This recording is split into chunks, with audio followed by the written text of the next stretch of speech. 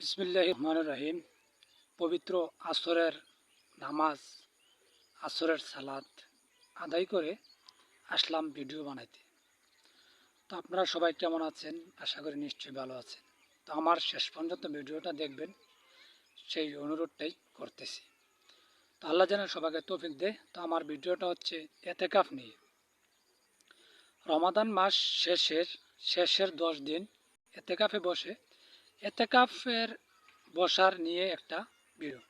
এতেকাফে পুরস্কার দেওয়া হবে, মানে পুরস্কার মানে তো অবশ্যই বোঝেন, যারা বসছে তাদেরকে একটা উপহার দিব, সেই জন্য আজকের ভিডিওটা।